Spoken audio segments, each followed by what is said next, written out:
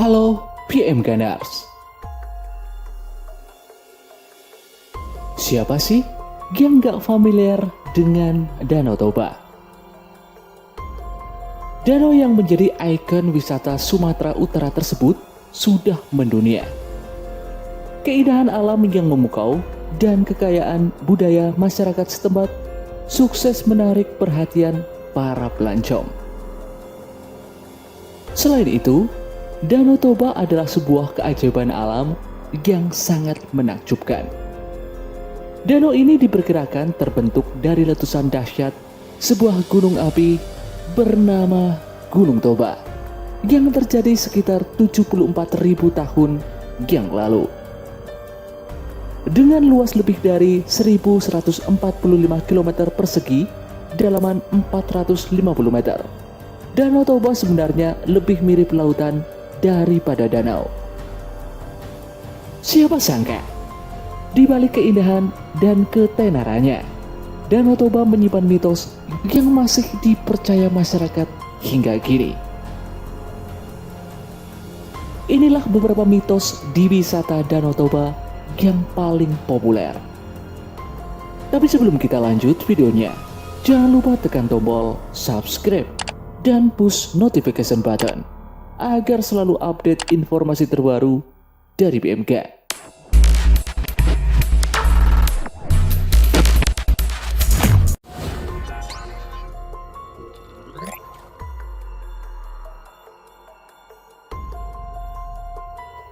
Yang pertama, mitos Salam Santabi Obong.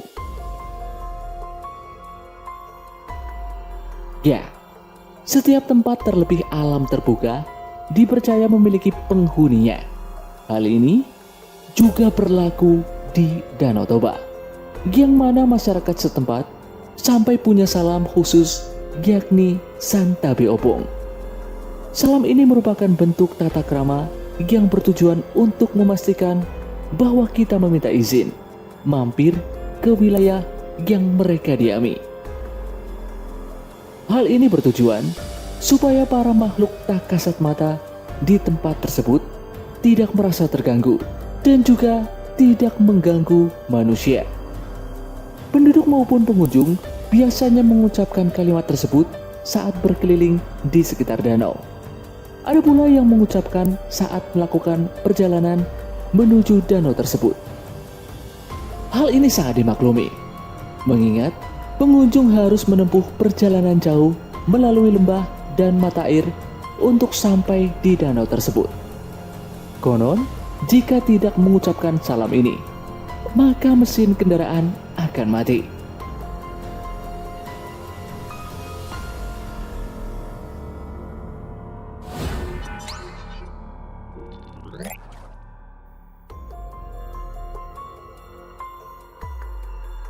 Berikutnya, mitos ikan mas raksasa.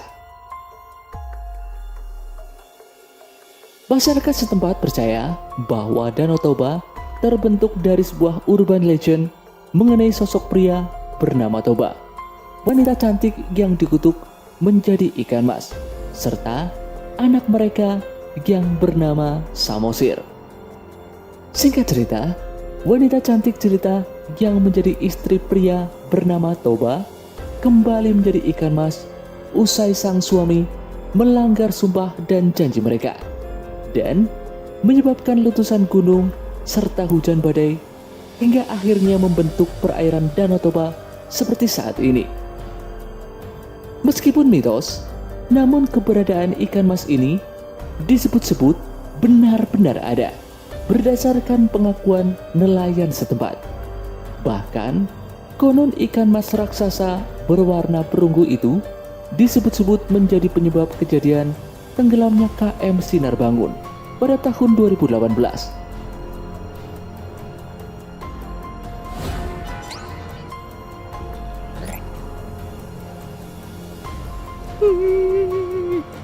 Berikutnya, suara tangisan misterius.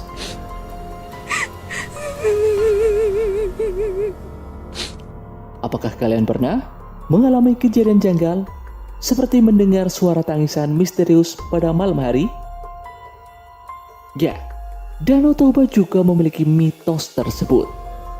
Penduduk dan pengunjung mengaku sering mendengar suara tangisan misterius, terutama saat malam hari. Konon, suara tersebut merupakan tangisan kesedihan para korban yang tenggelam di wilayah danau terbesar dan terluas di Indonesia, bahkan Asia Tenggara ini. Konon para arwah korban ini kerap mengeluarkan suara tangisan yang cukup nyaring, terdengar saat malam hari di sekitar sudut danau. Dan hal itu disebut sebagai sesuatu yang biasa bagi warga setempat karena seringkali terjadi.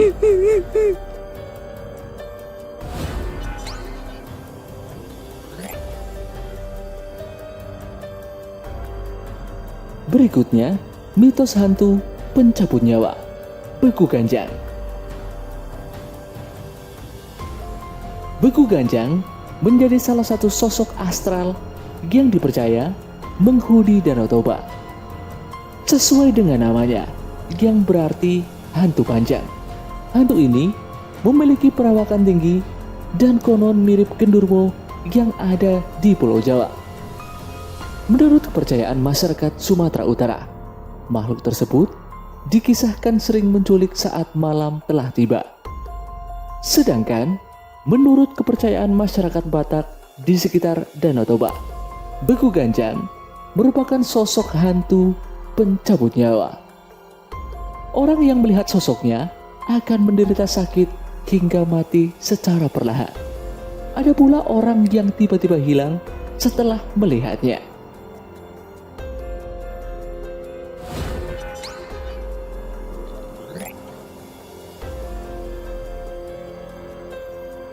Dan mitos yang terakhir, naga yang dipercaya sebagai penjaga Danau Toba. Sosok naga misterius dipercaya sebagai penjaga Danau Toba. Ada beberapa versi yang mengisahkan naga tersebut. Salah satunya, naga itu merupakan anak dari Pak Toba yang bertugas menjaga danau supaya tidak kering. Sedangkan menurut folklore orang Batak Toba, Naga Padoha Ni Aji atau Raja Padoha merupakan penopang Danau Toba dan tanah Batak. Naga yang memiliki tabiat buruk kemudian diikat di dalam tanah oleh Deak Parujar atas bantuan Mula Jadi Nabolon. Konon, naga tersebut diberi tanggung jawab untuk menjaga kehidupan di bumi. Meski keberadaannya belum dapat dibuktikan, tetapi para nelayan mengaku pernah melihat makhluk besar bersisik menyerupai ular. Sosok tersebut berenang di danau dan diperkirakan memiliki panjang setengah keliling Danau Toba. Nah, sejumlah mitos di wisata Danau Toba paling populer tersebut masih lestari hingga dengan saat ini. Masyarakat setempat menyampaikan secara turun-temurun dan menjadi kearifan lokal yang patut dihargai keberadaannya. Bagaimana menurut kalian? Bagaimana menurut kalian dengan deretan mitos yang ada di Danau Toba?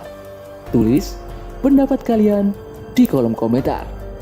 Sekian video kali ini. Sampai jumpa di video dari BM Gan berikutnya.